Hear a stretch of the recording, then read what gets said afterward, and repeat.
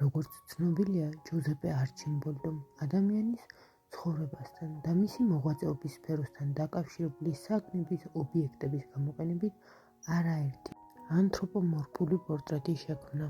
ჩვენ უკვე ვნახეთ არჩიმბოლდოს მიერ ხილით, ბოსტნეულით ან თუნდაც ცხოველების გამოსახულებებით შექმნილი პორტრეტები. დღეს არჩიმბოლდოს მიერ პარეიდოლიის ეფექტის გამოყენებით შექმნილ კიდევ ერთ ნაჭურმორს გავეცნობით.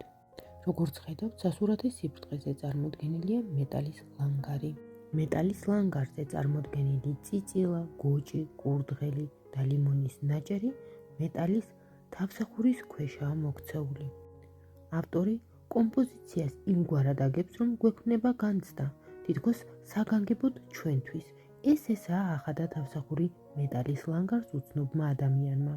როგორც ხედავთ, სასურათი სიბრტყეზე ნათლად იკითხება უცნობი ადამიანის მარცხენა ხელი და მარჯვენა ხელის მტევნის ნაწილი.